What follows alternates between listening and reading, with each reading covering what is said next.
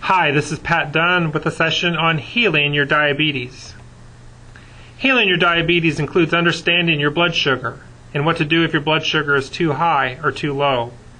Understanding insulin, understanding oral diabetes medications, and energy balance. We're all looking for that magic Band-Aid, the cure that's going to control and manage and prevent diabetes. The reality is diabetes is a day-by-day experience, and the responsibility for it is really up to you.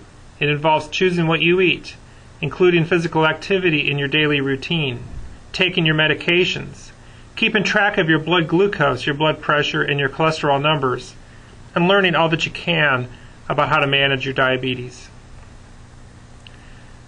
Keeping your track of your blood glucose is one of the most important things you can do, and the goal is to keep it within a recommended target range as often as possible.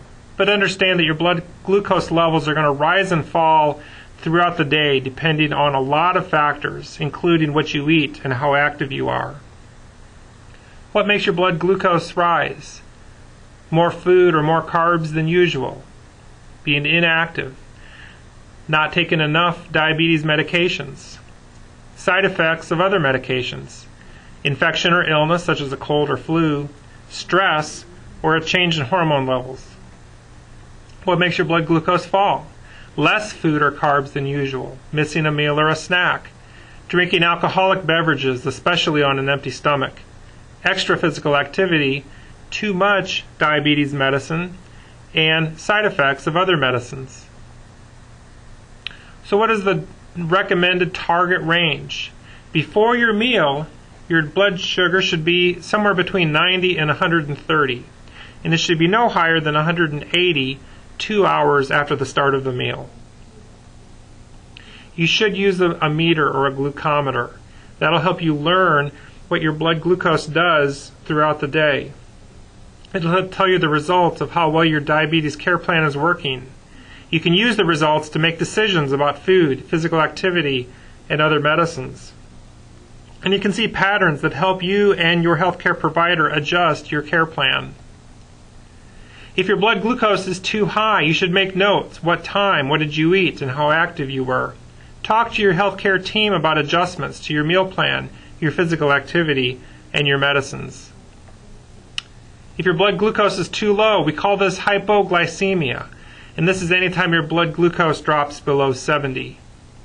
Symptoms of a low blood sugar or glucose are hunger, nervousness or shakiness, sweating, lightheadedness, sleepiness, confusion, and anxiety.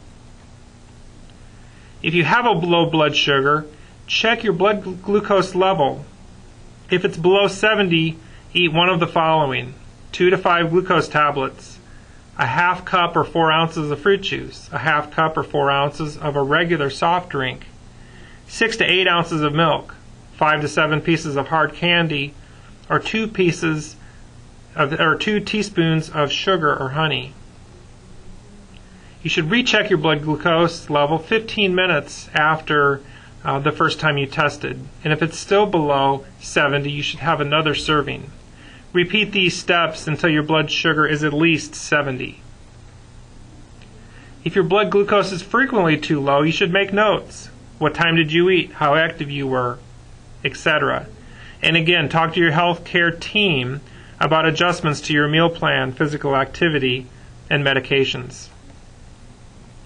You should be especially alert to your foot care, because diabetes can cause nerve damage in your feet. You should take good care of your feet. Pay close attention to the footwear or the shoes that you wear, and have regular foot exams. You should also be very aware of the medications that you're taking, especially your diabetes medicine, your blood pressure medicine, and your cholesterol medicine. And you should keep track of these medicines. Diabetes medications include insulin, and these can include short-acting forms such as Humalog or Novolog, NPH, or Lantus. Lantus is more of a daily, long-term diabetes insulin. We also have insulin pumps, and they can significantly improve the control you have in diabetes. And we'll have a special insulin pump section. But insulin pumps have made diabetes management easier. And it works not only for individuals with type 1 diabetes, but also if you have type 2 diabetes, an insulin pump might be the trick. And finally, there's oral diabetes meds, and these include metformin or glucophage, which is a medicine for insulin resistance. There's also Avandia and Actos, and the older line of diabetes medications are sulfonylureas like glipizide, glyburide, and Amaryl. So what is the key to managing your diabetes? It's really having a good control of your blood sugar, avoiding lows and avoiding highs. And you do this through energy balance. You do this by knowing what you're eating, by being aware of your physical activity, and adjusting medicines as needed. Our next section will be on feeding your diabetes. And in feeding, we'll talk about carbohydrates and carb counting, fats, as well as meal and snack planning.